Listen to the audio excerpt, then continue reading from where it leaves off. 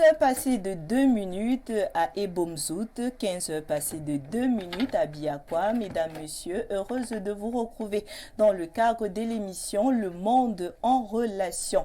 Nous sommes vendredi 28 octobre 2022 et nous multiplions nos relations tous les jours grâce à cette émission qui dure 52 minutes. On prend de la graine chaque jour avec de nouveaux invités criés sur le volet. Et quoi de mieux que d'être sur Info TV et de nous regarder à travers vos écrans à la maison, mais également à travers votre page Facebook Info TV Cameroun. Vous êtes des millions de téléspectateurs à nous regarder tous les vendredis de 15h à 15h52 minutes. C'est tout simplement Le Monde en Relation. Je suis toujours en compagnie de celle-là qui ne se fait pas prier. Elle, c'est une dame forte qui sait prescrire également un verre d'eau. Elle, c'est Nadège Fouedjo. Elle est toujours là avec sa multitude de relations. Bon après-midi à toi, Nadège Fouedjo. Bon après-midi à toi, Francine. Très heureuse de vous retrouver dans le cadre de votre émission Le Monde en Relation. D'ailleurs, même je vous prescris. Ça, c'est une prescription, un verre d'eau parce qu'il fait chaud. Véritablement chaud cet après-midi. Donc, prenez votre verre d'eau, installez-vous confortablement car nous sommes là pour vous. Vous êtes de plus en plus des millions, des milliers, des milliards même à nous regarder à travers le monde, la planète Mars, Jupiter, Neptune, véritablement toutes les planètes. Appelez vos voisins, vos voisines, que nous sommes là. Le Monde en Relation, c'est ça, et le carnet d'adresse, il s'enrichit de plus en plus. Aujourd'hui, là, nous avons deux invités. Mon carnet d'adresse, il faut que je le change, véritablement, Francine Ateba, pour un autre, parce qu'il est déjà plein comme ça, parce que vous êtes là pour nous regarder tous les vendredis dès qu'il est 15h.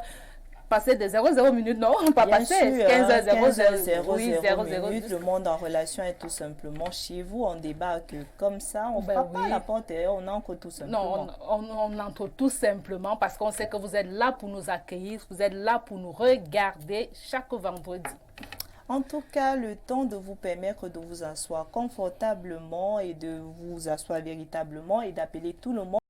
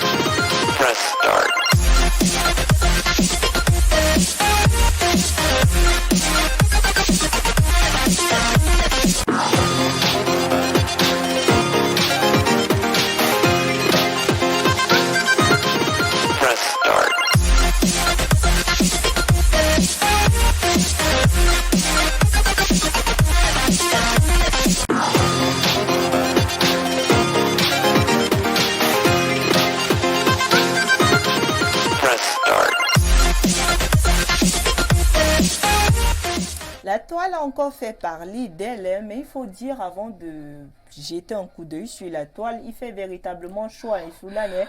Depuis le matin, pas d'électricité, c'est terrible. C'est véritablement un calvaire. On ne sait pas, Francine Ateba, ce que Eneyo nous réclame. On suit, véritablement, c'est une chaleur à couper le souffle. Notre verre d'eau, il est là. À chaque instant, on va devoir couper l'émission pour prendre notre verre d'eau. Sinon, ça ne va pas aller sur ce plateau, Francine Ateba. Mais on va directement sur la toile. Hein. Je commence par cette dernière image concernant le décès. C'est véritablement lamentable. Hein.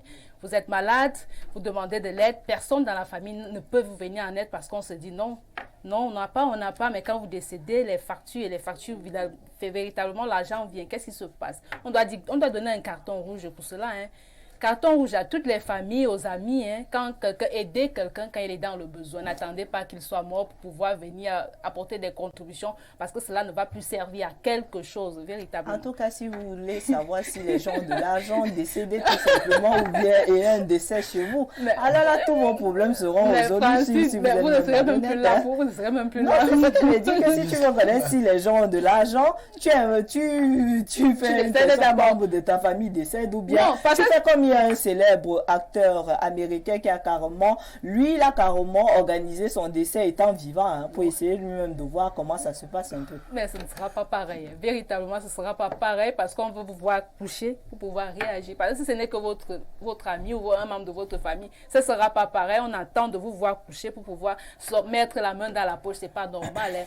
Aider. Il y a un célèbre chanteur qui a dit aidez-moi quand je suis encore en vie véritablement. Aidons-nous vivants, hein, c'est important. Aidons-nous vivants, c'est véritablement le mot, même si la chaleur veut nous tuer ici dans ce studio. Ça c'est clair, depuis le matin, pas d'électricité. Hein. On a même nos invités, j'ai même pitié, véritablement, on transpire en grosses gouttes, tout simplement parce que depuis le matin, Eneo nous fait tout simplement sa part. Mais j'ai l'impression que c'est une particularité de ce quartier. Non, et Foulane, c'est la magie. Hein. On va donner le chapeau les grades. Comment on arrive même à vivre ici parce que chaque fois il y a toujours ces coupures intempestives de courant, que ce soit le matin, le soir, dans l'après-midi. On se demande même à quel moment la lumière revient et comment on fait même pour pouvoir conserver nos aliments véritablement. C'est pénible. Et heureusement, hein, si vous nous regardez à la maison, c'est parce qu'on a quand même un groupe. Hein, notre PDG nous a doté de tout. Hein, c'est la force de frappe. Hein. Véritablement, c'est clair. Moi, j'aime aussi l'image là, on se dit que quand on hérite, on prend tout. Lui, alors, il a fait fort. Même la chaussure, même si c'est pas à notre taille, papa a laissé, on porte seulement. Mais c'est sa nouvelle profession. Quand on est sur ça, c'est une nouvelle profession. Vous n'allez pas quand même dire que ma profession, vous allez être en plein ancré dans cette profession-là, exercer comme cela se doit. Je suis successeur, donc je m'aide avec toi. On porte même la chaussure, si elle est grande, comment? Mais c'est la chaussure. On l'aborde seulement. On l'aborde seulement parce que nous sommes successeurs. Véritablement, Francine, qu'est-ce qui va montrer à notre vis-à-vis que nous sommes successeurs? C'est ça. Tout ce matériel-là, on le porte pour dire à X ou Y, je suis successeur. Voilà. La succession de ça. Véritablement. En tout cas, trop parler ces maladies, on va accueillir nos invités. Il est temps véritablement d'accueillir nos invités juste après cette transition.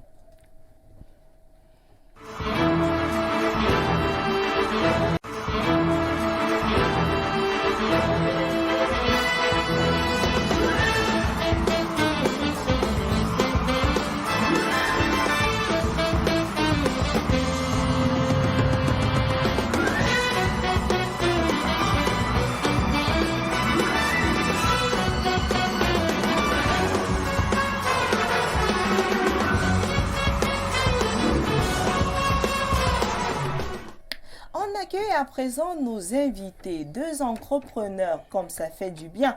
On sait que l'on parle toujours de la jeunesse qui est le fer de lance de la nation. Et on sait généralement qu'on conseille la jeunesse de devenir entrepreneur parce que c'est important, parce que l'État ne peut pas employer tout le monde. Quoi de mieux que d'avoir sur ce plateau deux entrepreneurs qui vont nous apporter un peu de la graine, nous parler du métier, de la profession, comment devenir entrepreneur, comment pouvoir permettre que l'entrepreneuriat puisse être propulsé véritablement au devant de la scène, comment permettre également de pouvoir vivre, autant pour moi de ce métier, de cette profession. Pour pouvoir en savoir plus, on va accueillir tout simplement nos invités. Ils sont deux hommes véritablement célibataires, on ne sait pas, mariés, on ne sait pas, ils vont se présenter. On commence bien sûr par qui? Vestin Cuit qui est tout simplement jeune. Lorsqu'on parle d'entrepreneuriat jeune, on voit immédiatement un jeune.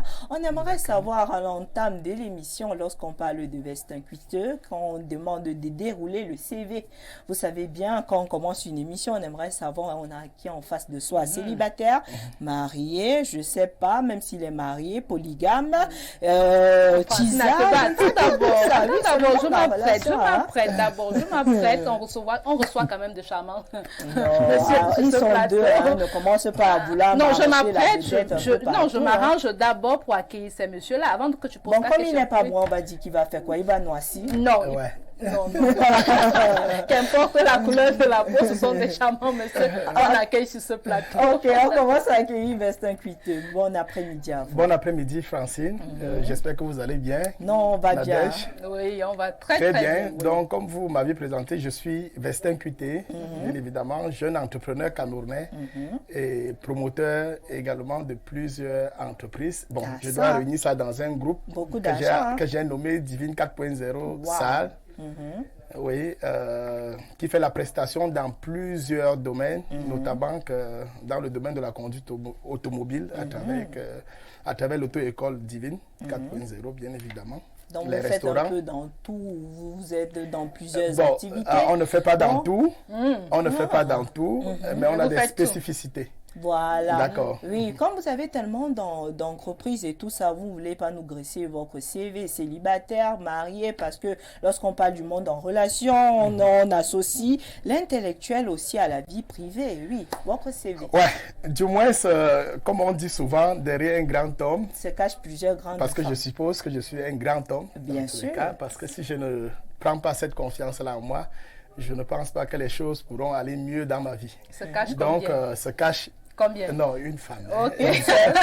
Une femme. Et bon, je ne suis pas encore marié officiellement. D'accord, voilà, c'est ma fiancée. Je vis en couple. Non, pas encore. C'est scellé dans tous les cas. Non, scellé avec quoi? C'est scellé. Ça doit arriver bientôt. Ben, sinon, c'est scellé. C'est scellé déjà, je peux vous rassurer. Et combien de tisa?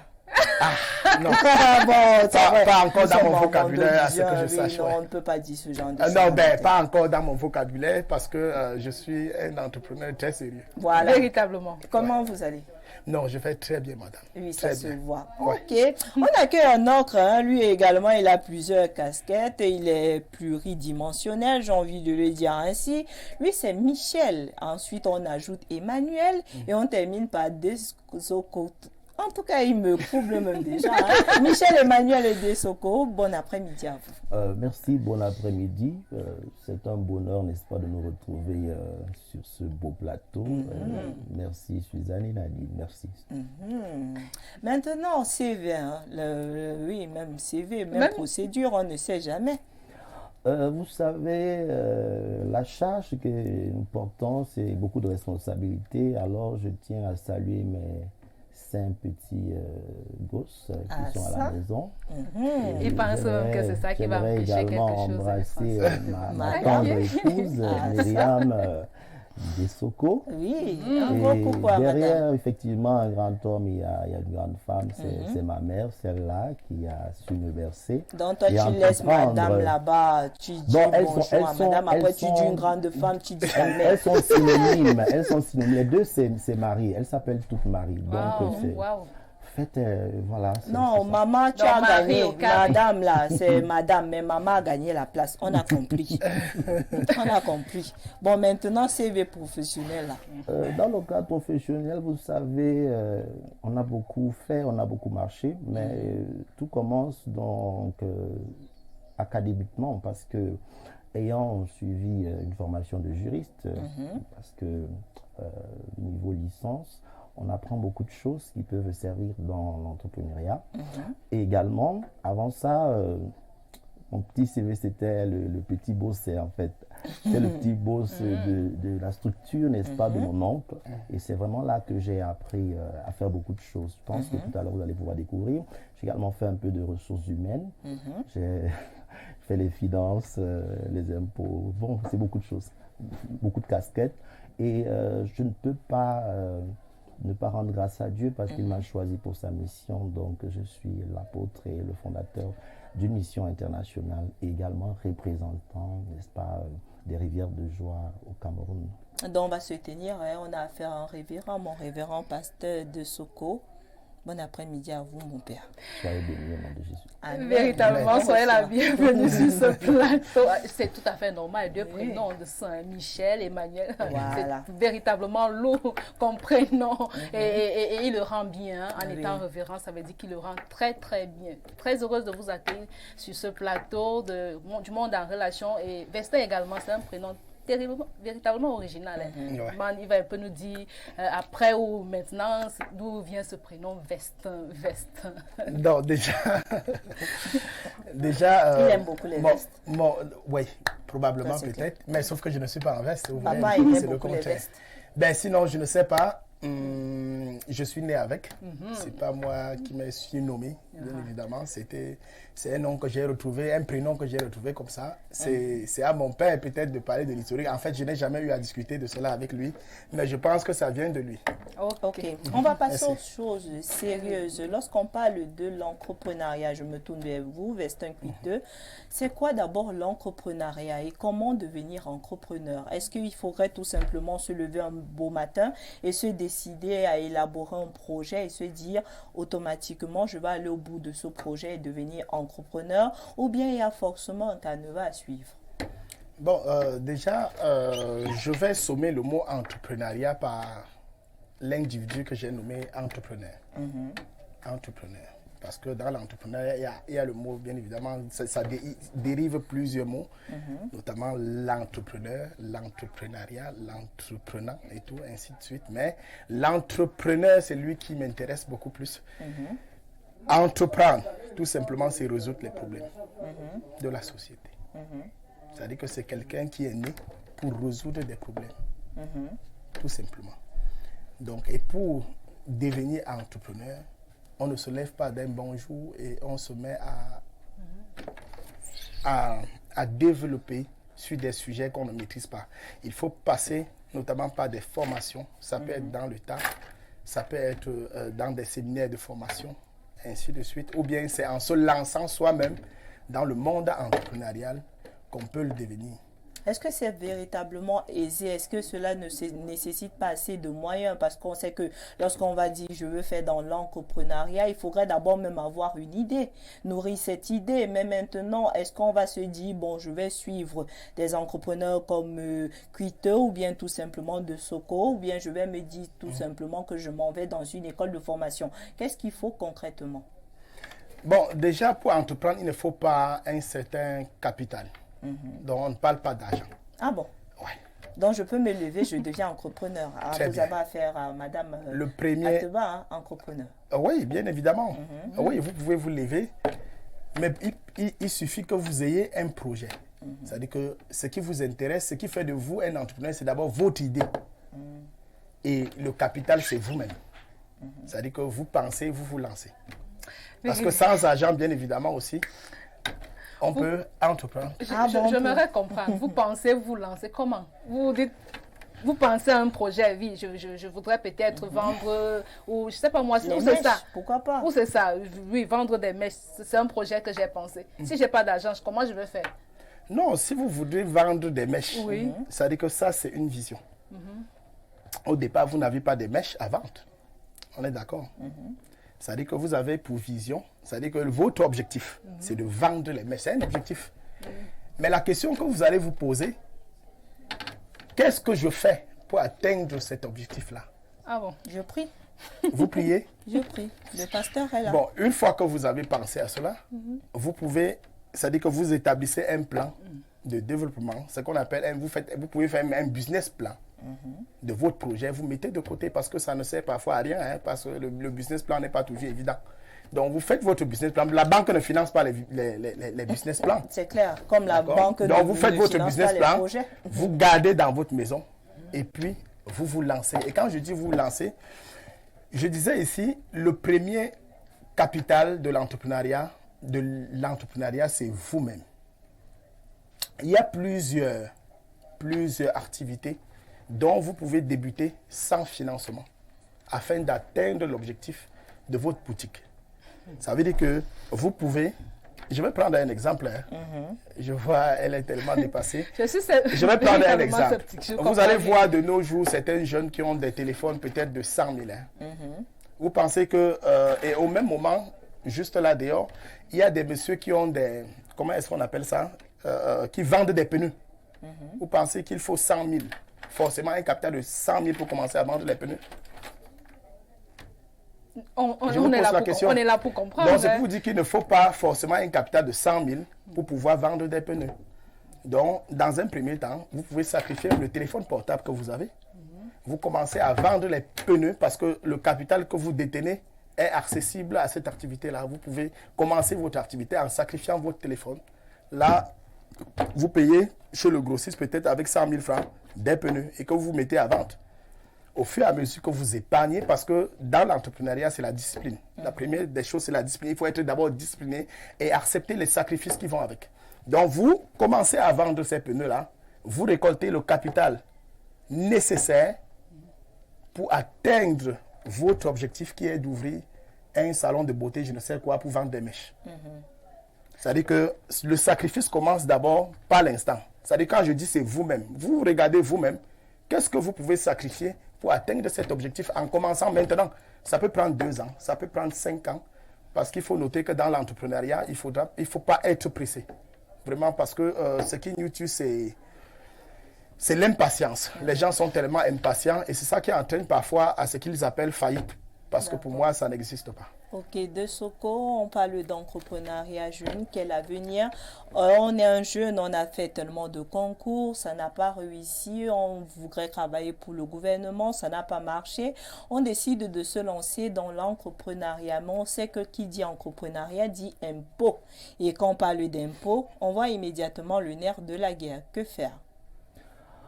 Que faire? Il faut déjà bien comprendre ensemble ce que c'est que l'entrepreneuriat ou encore l'entrepreneuriat qui, ma foi, les fautes d'orthographe sont parfois la permission aussi de la langue, mais il se dit plus proprement entrepreneuriat. Maintenant, s'il faut aller encore redéfinir cela, je peux donner mon avis sur le terme. Ce qui est important, je pense que je l'ai suivi tout à l'heure aussi en partie, dans l'entrepreneuriat, c'est, n'est-ce pas, d'avoir une idée. Tout part d'une idée. Ça veut dire que vous pouvez avoir fait toutes les écoles, mais n'avoir aucune idée. Mais c'est pas tout. Une fois que vous avez une idée, il faut avoir un projet. Si vous avez l'idée, vous n'avez pas de projet, vous n'avez rien. Maintenant, le projet, il peut toujours être dans votre tête. Mais il faut peut-être s'entourer des spécialistes qui sont des monteurs de projets ou alors vous former dans le domaine, n'est-ce pas, des montages de projets. Et maintenant, quand vous regardez bien, n'est-ce pas, la structure de votre projet, vous pouvez comprendre que vous avez beaucoup de besoins pour réaliser, n'est-ce pas, votre rêve. Parce que c'est aussi un rêve, c'est une idée, c'est un rêve. Et on aimerait bien atteindre cet idéal de luxe ou encore de vie confortable. Tout le monde voudrait, n'est-ce pas, se retrouver au paradis. Le paradis sur terre, c'est vraiment la bagarre, ce sont des nerfs. Et vous parliez tout à l'heure, n'est-ce pas, des nerfs, n'est-ce pas, des impôts et de la fiscalité. Non, au Cameroun, je voudrais toujours continuer de saluer, n'est-ce pas, l'action du gouvernement par le canal, n'est-ce pas, d'InfoTV, avec votre permission. Bien sûr. C'est pas la publicité, mais c'est la reconnaissance, n'est-ce pas, de ce que le républicain fait pour les jeunes. Donc, au Cameroun, depuis quelques années, nous avons bénéficié de ce qu'on appelle l'exonération à la création et même pendant la première année d'exercice. Il y en a qui négligent cela, mais pour moi, je préfère parler de cela que de parler de l'impôt qui est un problème. D'ailleurs, il faut contribuer à ce que l'État puisse continuer de soutenir les jeunes. Regardez un peu au niveau, n'est-ce pas, du ministère de l'Emploi et de la Formation professionnelle. Regardez comment est-ce que ça monte, n'est-ce pas, ces écoles de formation, c'est super. Maintenant, on ne va pas seulement aller au niveau des écoles de formation. On a également l'Internet. Vous voyez, il y en a qui sont connectés toute la journée à regarder plusieurs images sur TikTok. Vous avez dépensé combien de mégas? 1 giga peut-être par mois. Regardez un peu ce budget. Non, ce n'est pas les impôts qui payent ce budget, c'est vous qui payez ce budget. Donc en réalité, nous avons les moyens de pouvoir entreprendre. Et je suis d'accord avec mon vis-à-vis que si nous sommes sérieux dans l'entrepreneuriat, certainement nous allons réaliser beaucoup de choses. tout à l'heure, je pourrais vous partager mon expérience. Lorsque j'étais le petit boss, paix à son âme, Billy Shaw, qu'est-ce qu'il avait fait pendant que j'étais encore en classe de 5e? Là, il me dit, mon frère, pense pas que tu es venu dormir ici. Hein. Tu vas te débrouiller. Cherche ce que tu vas faire. Il me donne 2-3 jours pour trouver une idée génératrice de revenus. Pourquoi? Parce que c'était les vacances. Oh, je salue vraiment tous ces parents qui encouragent les enfants. Je ne parle pas de travail des enfants, mais ceux qui encouragent en leurs enfants à passant, commencer Billy Shaw, quelle parenté, lien de parenté? Mon oncle, oui, mon oncle ok. Billy Shaw, paix à son âme, il m'a beaucoup appris. Oui, parce qu'après le décès de mon père, c'est lui qui m'a parrainé, comme on dit. Et il vous parraine toujours, puisqu'il est toujours là. Vous voyez qu'il parraine encore de nombreux jeunes au travers de votre émission. Ça, c'est clair. C'est clair. On l'a même reçu sur notre plateau, ici au boulevard de la Culture. C'est un cher ami. Nadège, je vous pose une question. Véritablement, on a écouté votre déroulé concernant l'entrepreneuriat, mais vous avez félicité le gouvernement pour certaines avancées, mais on se dit qu'il doit y avoir des difficultés. Quelles sont les difficultés, vous, en tant que jeune? Parce qu'il faudrait déjà prévenir ceux qui veulent se lancer. Parce que tellement vous avez fait un déroulé, on se dit, si dès qu'on a déjà une pensée, une idée, ça va aller. Quelles sont les difficultés qu'on peut rencontrer au quotidien? Ok, c'est très simple. Je vais toujours revenir dans ce petit exemple-là de mon cher oncle. Voici ce qui s'est passé. Donc, les 3 jours après, il trouve que je paraisse à lui donner une idée. Ce qu'il fait, c'est qu'il me coupe l'argent de beignets ou l'argent de poche. Il dit, mon frère, à partir d'aujourd'hui, je ne te donne plus l'argent là. Tu vas trouver l'argent toi-même. Et un jour, il vient me dire, tu as vu comment le Magui a fait le soya là? Tu vas faire. Ça, c'était pour moi un scandale. Je ne pouvais pas accepter ça. Et j'avais pas le choix. Donc, du coup, il allait au marché. Il allait acheter la viande. Il a dit, mon frère, coupe ça, tu mets ça, c'est le soya. Tu fais, on mange et on va voir. Ce qui est sûr, c'est que c'est difficile d'entreprendre. En réalité, on a besoin d'être encadré. On a besoin d'être boosté. Mais il faut avoir un minimum en soi-même. Il faut avoir une volonté. Vous voyez, parce que si nous sommes en train de tendre vers la facilité, nous serons encore dans ce monde utopique. Non, c'est pas facile. C'est pas pour vous dire que c'est facile, non. Vous avez suivi tout à l'heure, mon très cher frère Vestin disait que vous pouvez entreprendre, mais vous avez besoin d'une formation. Quand vous avez une formation, c'est une capitale. Écoutez, je vais vous dire, il y a un jeune qui est venu vers moi au début de cette année. Il avait un projet très intéressant. Vous savez comment il a fait pour avoir le financement aujourd'hui? Non. Oh mon Dieu. Il a souscrit à un concours organisé par les jésuites. Je pense que ça s'est passé à Berthois. Il m'a fait coordonnateur du projet. Et aujourd'hui, nous avons une entreprise. Nous avons une entreprise et nous avons reçu 1 hectare du maire de la ville. Est-ce que vous comprenez? On comprend. Expliquez-moi, c'est où? C'est la volonté, c'est le travail, c'est la détermination et c'est l'encadrement. Je ne vais pas vous parler, n'est-ce pas, de mon fils spirituel encore. Ce fils spirituel qui est venu, il passait son temps à boire et à fumer. Dans ce rappel à l'ordre, il a pu faire l'économie de sa personne. Et je lui ai dit, ok, est-ce que tu vois le Nescafé, bon, Nescafé entre parenthèses, d'à côté. Publicité. Ok, allons-y là-bas. J'arrive, je vois le directeur, je dis, s'il te plaît, en mon nom, prends-le. Et qu'il commence à faire quelque chose. Je vous assure, mon fils a terminé avec un pouce de babouche comme ça. Et quand on s'est séparés, il arrivait à Yaoundé pour faire quoi? Pour ouvrir sa propre boutique. Ça marche. Il faut y croire. Pas seulement par des prières, mais se laisser encadrer, apprendre, travailler dur et y croire vraiment.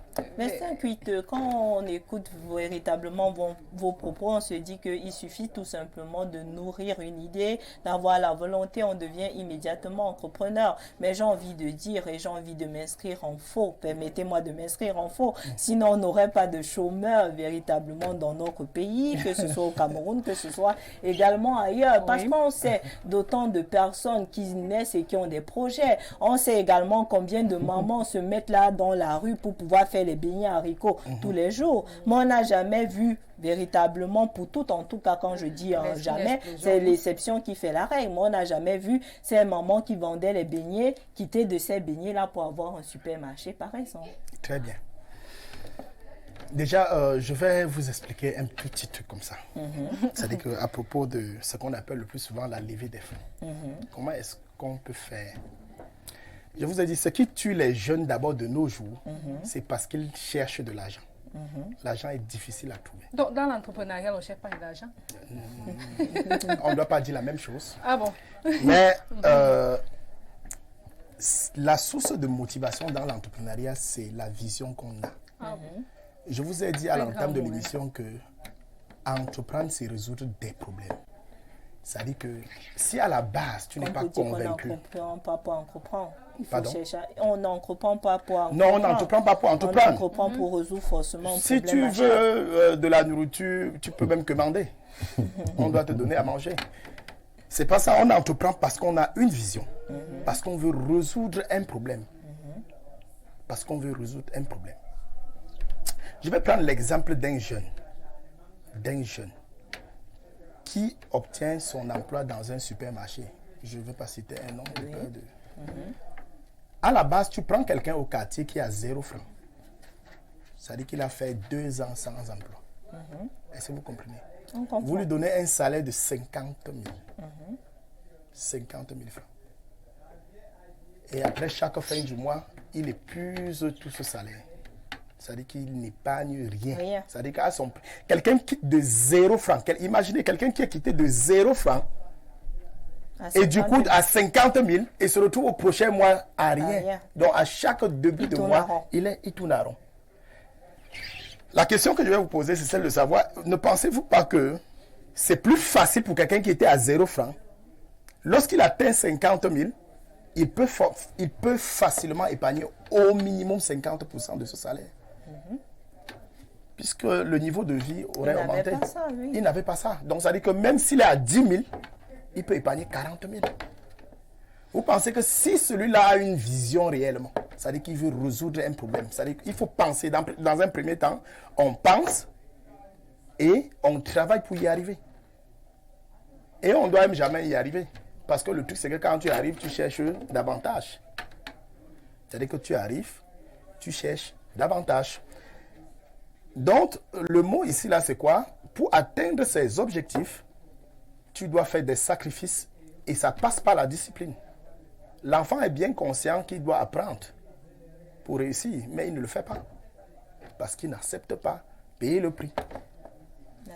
Donc, il y a un prix à payer lorsqu'on veut entreprendre. Véritablement. Et ça passe par le sacrifice et la discipline.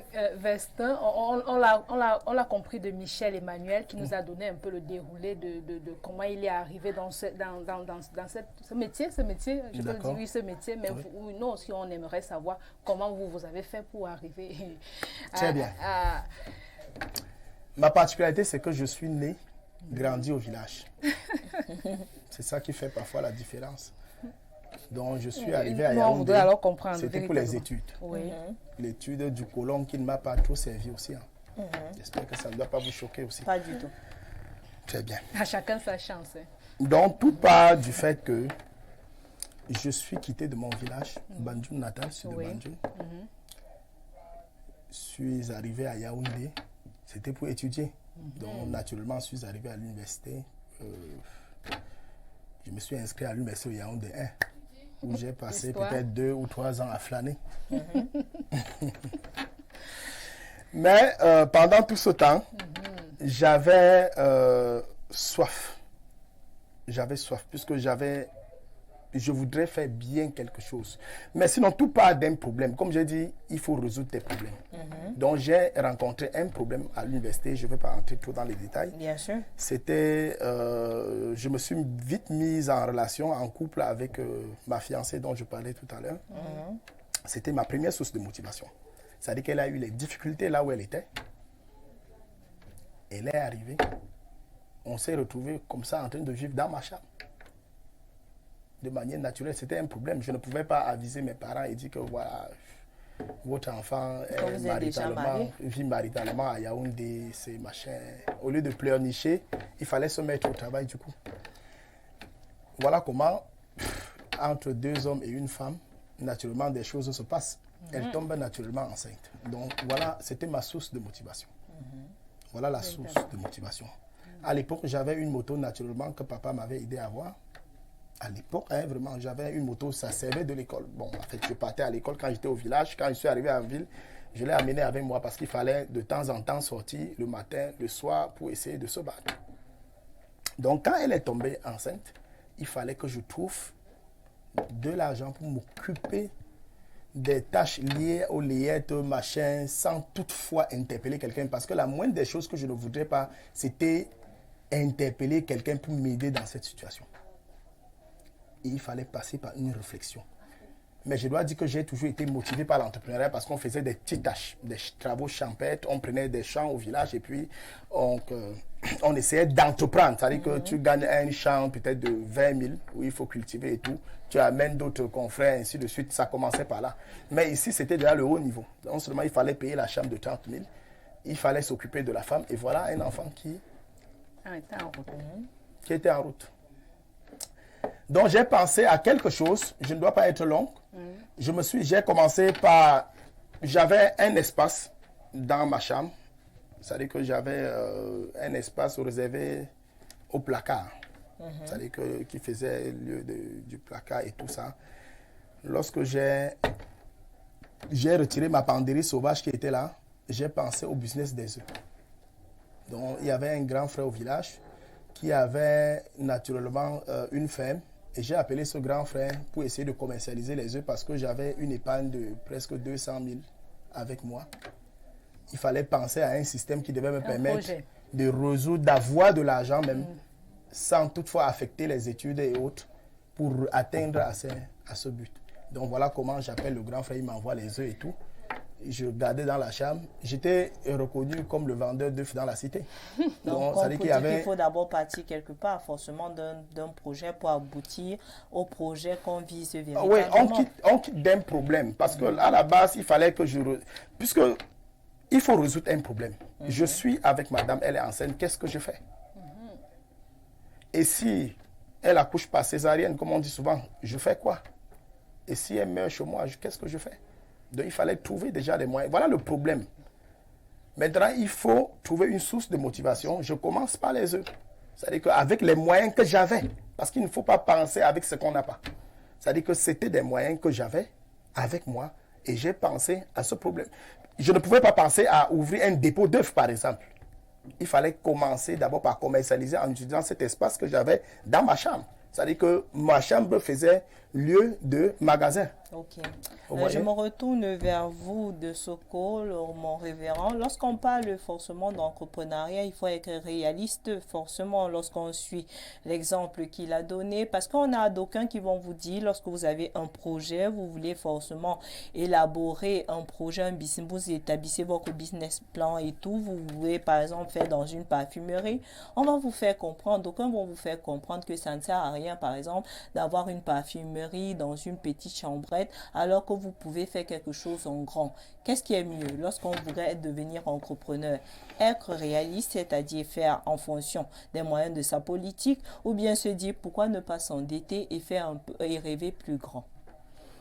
Waouh, vous êtes en train de nous pousser à regarder quelque chose que tous les jeunes doivent regarder aujourd'hui, c'est comment est-ce que Fotso Victor a fait pour devenir ce numéro 1 à plusieurs niveaux. Ben, je pense qu'il a commencé tout petit et nous le savons. Quand on parle, n'est-ce pas, je pense, on va toujours dire, nos papas qui sont partis là-haut, vraiment.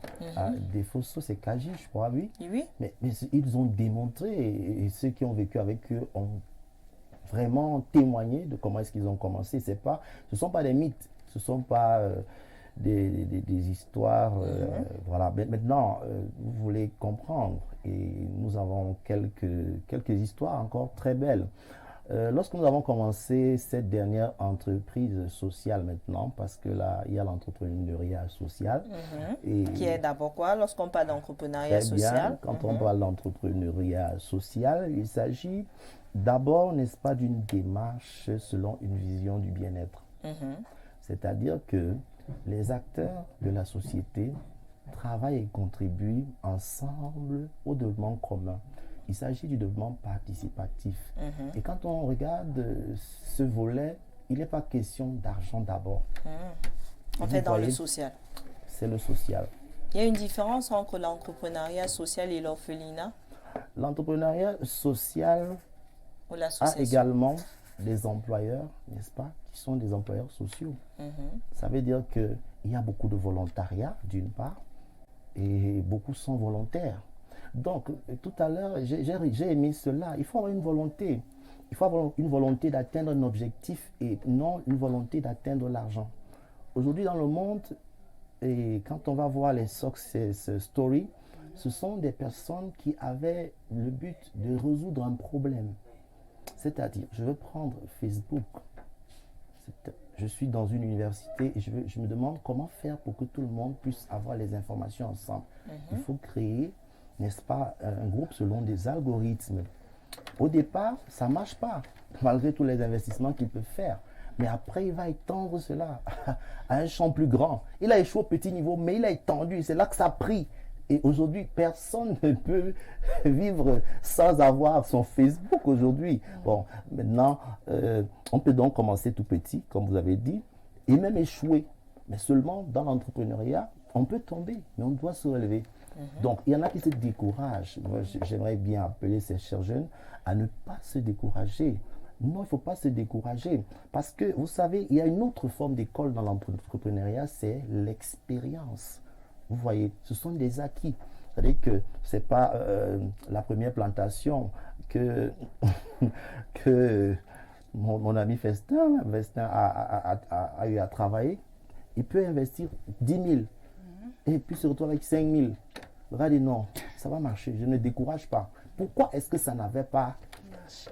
Ok, vous voyez, j'ai d'autres belles expériences de petites choses que j'ai à commencer. Parce que quand j'étais étudiant, je me suis retrouvé parmi les commandos Angel d'une compagnie de télécom. Et là-bas, je commence comment? Je veux être le meilleur vendeur. C'est-à-dire que je me dis, je dois être le meilleur vendeur. Pour être le meilleur vendeur, je dois arriver tôt. Ça veut dire que je dois dormir tôt. Combien dorment tôt? Ce sont des sacrifices. Mais oh, oui, tout le monde. La vie appartient à ceux qui se lèvent tôt. Donc, il a parlé de discipline et c'est très important. Tu n'es pas discipliné, ne rêve pas. Ne viens pas là-bas. N'entre pas dans ce domaine. Ok? Il faut la discipline. Donc, on ne peut pas ne pas appeler la jeunesse à la discipline. Bon, on ne va pas dire la Bible, non, mais la discipline. Soit la morale, une conscience, n'est-ce pas, de ce que nous avons des besoins aujourd'hui, des besoins de demain et des besoins après-demain. C'est pour ça qu'on ne va pas cesser d'entreprendre. Et ça, encore, c'est très important. C'est pour ça que vous n'avez pas un plan de vie. Qu'est-ce que vous attendez de la vie? Il faut avoir un plan de vie. Il faut se projeter. C'est pour ça qu'on ne voit pas d'abord l'entrepreneuriat comment économique. On voit l'entrepreneuriat plus social. Quand on regarde sur le plan économique, on peut comprendre à un moment donné pourquoi beaucoup sont devenus, ou bien on demandait à nos jeunes, qu'est-ce que vous voulez faire? Je vais devenir féman parce qu'ils voient seulement l'argent. Bien sûr. Et puis, dès que tu as regardé seulement l'argent, il y a le porte-monnaie magique. Ça, c'est aussi une autre forme d'entreprise. Peut-être l'entreprise magique. Je voulais dire que c'est possible de commencer vraiment tout petit. Vraiment, je ne peux pas ne pas parler de la plus jeune de toutes les entreprises. C'est Sikoti International. Sikoti, c'est une de mes filles qui vient vers moi et qui a un projet de thé. Et elle ne sait pas comment faire pour s'en sortir. Je lui dis, mais ce que tu as, c'est formidable. Bon, comment est-ce que nous entreprenons aussi? Je dois rassembler dans une foire quelques jeunes entrepreneurs. Et qu'est-ce que je fais avec eux? Je dis, occuper les espaces, présenter ce que vous avez comme produit. Et ils commencent de le faire. Et elle se rend compte que ce qu'elle faisait dans la chambre, parce qu'elle a trouvé un espace dans une foire, je vous dis la vérité, le commerce, excusez-moi, je ne suis pas du parti, mais le commerce, le ministère du Commerce, vous voyez les foires là, c'est pour aider, vous comprenez? Il y a la chambre de commerce, c'est pour aider. Il y a le ministère, n'est-ce pas, des petites et moyennes entreprises, de l'industrie et de l'artisanat. il y a beaucoup d'initiatives, beaucoup de fonds qui sont disponibles. Maintenant, quand on lance même des formations gratuites, par exemple, du 4 au 5 novembre, n'est-ce pas, au niveau de la salle des fêtes d'Aqua, nous avons lancé une formation gratuite dans le domaine de la sécurité sanitaire des aliments. J'attends encore les inscrits jusqu'aujourd'hui, vous comprenez? Ça veut dire que le gars ne comprend pas. Je vais apprendre même pourquoi. Mais derrière ce petit, apparemment, projet, il y a une vision de recrutement de 10 000 jeunes sur le plan national qui vont avoir une autonomie. Mais attendez, si vous ne voulez pas faire des recherches, si vous ne voulez pas qu'on vous encadre, si vous ne voulez pas travailler, si vous ne voulez pas économiser, si vous ne voulez pas une discipline, vous serez l'entreprise de quelqu'un d'autre. Bien évidemment. Au regard de, en fait, on vous a écouté, hein, et au regard de la thématique, peut-on se dire, entrepreneuriat jeune, il y a de l'avenir? Je peux répondre avec beaucoup d'aisance que nous, peut-être à notre niveau, nous n'avons pas eu la chance d'être accompagnés. Mais avec cette grâce et ce manteau apostolique qui me permet de percer certains mystères, j'ai déjà encadré beaucoup de jeunes. Et je continue d'en encadrer. Et je ne vais pas m'arrêter d'en encadrer. Vous comprenez? Regardez, il y a beaucoup qui se lancent, par exemple, je vais prendre les petites et moyennes entreprises dont nous parlions et de l'artisanat. Quelqu'un, il a un talent. Ok? Le talent reste au quartier ou dans la chambre. Parfois, c'est juste sur une page sur Internet comme ça. Tu ouvres un marché, un tel marché, et tu as besoin que les uns et les autres se réveillent. Quand nous commençons cette initiative, ce n'était pas facile administrativement. Je pensais qu'on allait parler des procédures parce que, également, il y a beaucoup de difficultés au niveau des procédures.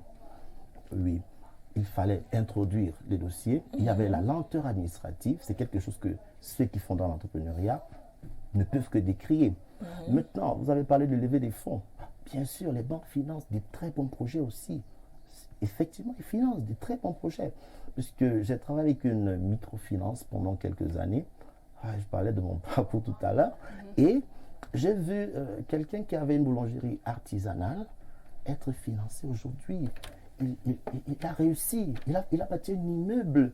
Et quand je l'ai revu, je dis mais c'est pas possible. Il me dit je vais prendre des vacances pendant la Coupe du Monde. J'étais heureux parce que c'était moi le commercial qui l'avait introduit. Vous comprenez? Maintenant, si tout le monde est sceptique à la base, on se dit c'est pas possible d'avoir des financements. Les banques c'est pour nous tromper. L'État veut nous tromper. La tontine, écoutez-moi bien. La tontine, pardon. Je suis mamléqué. Pardon, entrer dans la tontine. Ne blaguez pas avec. Entrer dans la tontine. Écoutez, vous ne comprenez pas. 1000 francs, 1000 francs, 1000 francs, 1000 francs. 100 personnes, ça fait 100 000. Le premier qui bouffe a peut-être, si c'est par semaine, vous voyez un peu, il a le temps. Quand je prends 1000 francs, c'est au bas mot, vraiment. Vous comprenez? Ça veut dire quelqu'un il a le temps de réunir ses voilà. Et cela signifie quoi? Des sacrifices. En même temps que on peut vivre ensemble, en même temps que on doit s'aider. Vous avez parlé de vivre ensemble, excusez-moi, je suis obligé de revenir là-dessus. Parce qu'on doit vivre ensemble, il faut qu'on sache quel est le secret, n'est-ce pas, de la réussite de nos pères. Parce que nous, on a des modèles sur le plan national, mais ce sont les tontines qui ont levé ces géants. Et cette tontine continue d'en lever d'autres. Bien sûr, bien sûr, bien sûr. Écoutez, je vais vous dire simplement, pour la rentrée prochaine, si je sais que mes 5 enfants, c'est 550, 60 000, ça veut dire que si j'ai mes 52 semaines et que j'ai gardé 10 000, ça veut dire que je peux avoir mes 520 000 à la fin. Maintenant, je peux aussi les avoir avant. Et je dis, bon, comment je fais pour multiplier l'argent que j'ai déjà? Donc, il y a des solutions à des problèmes, mais c'est possible, n'est-ce pas, de les résoudre. Tellement le temps passe vite. On a compris qu'il faut avoir des projets. Véritablement, quel est un bon mot d'abord par rapport à tous les téléspectateurs qui nous regardent. Je ne sais pas, le message, les enjeux de l'entrepreneuriat. Bon, déjà, le conseil que je vais donner à mes frères, mes jeunes frères, c'est de se lancer. Je vais toujours insister là-dessus. Si tu attends réunir toutes les conditions avant de te lancer, tu ne pourra jamais faire l'entrepreneuriat. Jamais. Et une fois même qu'on s'est lancé, il y a des difficultés qui ne causeront pas un problème, bien évidemment, parce que si tu prends les difficultés, parce que pour moi, à chaque problème, même une opportunité d'affaires. Donc, plus tu rencontres des problèmes, il faut même déjà remercier Dieu pour les problèmes qu'il nous présente parfois de temps en temps. Parce que ça peut être un message, ça peut être un avertissement.